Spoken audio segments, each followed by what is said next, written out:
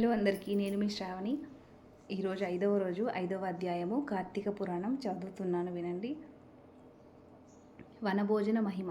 వనభోజనాలు చేస్తే ఎలా ఉంటుంది ఏంటి అన్నది. ఓ జనక మహారాజా, కార్తీక మాసంలో స్నానదాన పూజనానంతరం శివాలయం ముందును కానీ విష్ణాలయం ముందు కానీ శ్రీ భగవద్గీత పారాయణం తప్పక చేయవలెను. అట్లు చేసిన వారి సర్వపాపములు నివృత్తి అగును. ఈ కార్తీక మాసంలో కరవీర పుష్పములు శివకేశవులకు సమర్పించిన వారు వైకుంఠమునకు వెళ్ళుదురు. భగవద్గీత కొంతవరకు పఠించిన వారికి విష్ణులోకం ప్రాప్తించును. కడకందలి శ్లోకంలో ఒక్క పాదమునైనను కంఠస్థమునరించిన ఎడల విష్ణు సాన్నిధ్యం పొందుదురు. కార్తీక మాసంలో పెద్ద ఉసిరికాయలతో నిండి ఉన్న ఉసిరి చెట్టు క్రింద సాలగ్రామమును యథోచింతగా పూజించి విష్ణుమూర్తిని ధ్యానించి ఉసిరి చెట్టు నీడను భుజించవలెను. బ్రాహ్మణులకు కూడా ఉసిరి చెట్టు క్రిందనే భోజనం పెట్టి దక్షిణ తాంబూలాలతో సత్కరించి నమస్కరించవలెను. వీలును బట్టి ఉసిరి చెట్టు క్రింద పురాణాల కాలక్షేపం చేయవలెను. ఈ విధంగా చేసిన బ్రాహ్మణ పుత్రునకు నీచ జన్మము పోయి నిజరూపం కలిగెను అని వశిష్ఠుల వారు చెప్పిరి. అది విని జనకరాజు, మునివర్య, ఆ బ్రాహ్మణ యువకునకు నీచ జన్మం ఎలా కలిగెను, దానికి గల కారణమేమి అని ప్రశ్నించగా వశిష్ఠుల వారు ఈ విధంగా చెప్పనారంభించారు. కిరాత మూషికములు మోక్షం పొందటం ఎలా? రాజా, కావేరీ తీరమందు ఒక చిన్ని గ్రామమున దేవశర్మైన బ్రాహ్మణుడు కలడు. అతనికి ఒక పుత్రుడు కలడు. వాని పేరు శివశర్మ. శివశర్మ చిన్నతనం నుండి భయభక్తులు లేక అతిగారాభంగా పెరుగుట వలన నీచ సహవాసములు చేరి దురాచారపరుడై వెలుగుచుండెను. అతని దురాచారమును చూచి ఒకానొకనాడు తండ్రి కుమారుని పిలిచి, బిడ్డ, నీ దురాచారాలకు అంతు లేకుండా ఉన్నది. నీ గురించి ప్రజలు పలు విధాలుగా చెప్పుకుంటున్నారు, నన్ను నిలదీసి అడుగుతున్నారు. నీ వల్ల కలుగు నిందలకు సిగ్గుపడుతూ నలుగురిలో తిరగలేకపోతున్నాను. కావున నీవు కార్తీక మాసమున నదిలో స్నానం చేసి శివకేశవులను స్మరించి సాయంకాల సమయమున దేవాలయంలో దీపారాధన చేసిన ఎడల నీవు చేసిన పాపములు తొలగటమే కాక నీకు మోక్ష ప్రాప్తి కూడా కలుగును. కాన నీవు అటుల చేయు అని బోధించెను. అంతట కుమారుడు, తండ్రి, స్నానము చేయుట వంటి మురికి పోవుటకు మాత్రమే కానీ వేరే కాదు. స్నానం చేసి పూజలు చేసినంత మాత్రాన భగవంతుడు కనిపించునా? దేవాలయంలో దీపములు వెలిగించిన లాభమేమి?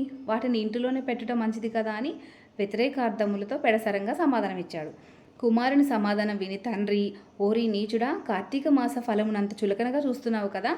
నీవు అడవులో రావి చెట్టు తొర్రయందు ఎలుక రూపంలో బ్రతుకుదువుగాక అని కుమారుని శపించెను. ఆ శాపంతో కుమారుడగు శివశర్మకు జ్ఞానోదయమై భయపడి తండ్రి పాదములపై పడి, తండ్రి క్షమింపుము, అజ్ఞానంధకారంలో పడి దైవమును దైవ కార్యములను ఎంతో చులకనగా చేసి వాటి ప్రభావములను గ్రహించలేకపోతుంది. ఇప్పుడు నాకు పశ్చాత్తాపం కలిగినది. నాకు ఆ శాప విమోచనం ఎప్పుడు ఏ విధంగా కలుగునో దానికి తగు తరుణోపాయమేమో వివరింపు అని ప్రాధేయపడ్డాడు. అంతటా తండ్రి, బిడ్డ, నా శాపమును అనుభవించడం మూషికవై పడియుండగా నీవెప్పుడు కార్తీక మాసంలో మహత్యమును వినగలవో అప్పుడు నీకు పూర్వదేహస్థితి కలిగి ముక్తి పొందుతావని కుమారునికి చెప్పారు. వెంటనే శివశర్మ ఎలుక రూపం పొంది అడవికి పోయి ఒక చెట్టు త్వరలో నివసించు ఫలములను తినుచు జీవించుండెను.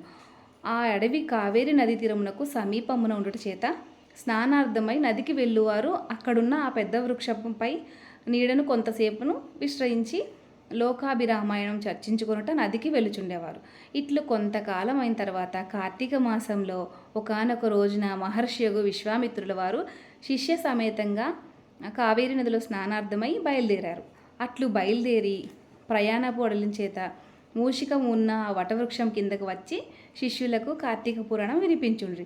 ఈలోగా చెట్టు త్వరలో నివసించిన మూషికము వీరి దగ్గరున్న పూజా ద్రవ్యములతో నేనేదైనా తినవచ్చేమో అని, తినే వస్తువు దొరుకుతుందేమోనని బయటకు వచ్చి చెట్టు మొదట నక్కి ఉండెను.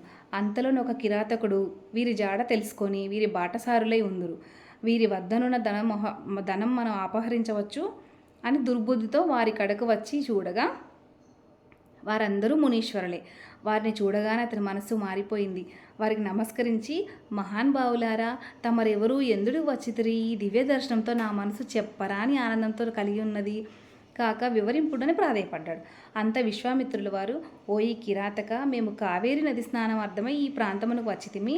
స్నానం ఆచరించి కార్తీక పురాణం పఠించున్నాము. నీవును ఇచ్చట కూర్చుండి సావధానుడివై ఆలకింపుము అని చెప్పిరి. అట్లా కిరాతకుడు కార్తీక మాసము శ్రద్ధగా ఆలకించుండగా తన వెనుకటి జన్మ వృత్తాంతమైన జ్ఞాపకం వచ్చి పురాణ శ్రవణాంతరం వారికి ప్రణమిల్లి తన పల్లెకి పోయెను. అటులనే ఆహారమునకై మొట్టమొదట చెట్టు మొదట దాగి ఉండి పురాణంతయు వినుచుండిన ఎలుక కూడా తన వెనుకటి బ్రాహ్మణ రూపం పొంది మునివర్య ధన్యోస్మి, తమ దయ వల్ల నేను కూడా ఈ మూషిక రూపం నుండి విముక్తుడైతిని అని తన వృత్తాంతముయు చెప్పి వెడలిపోయాను. కనుక ఓ జనక, ఇహములో సిరి సంపదలు పరలోకమున మోక్షము కోరువారు తప్పక ఈ కార్తీక పురాణము చదివి ఇతరులకు వినిపించవలను. ఇట్లు స్కాంద పురాణ అంతర్గత వశిష్ఠ ప్రోక్త కార్తీక మహత్స్య మండలి 5వ అధ్యాయం 5వ రోజు పారాయణం సమాప్తం.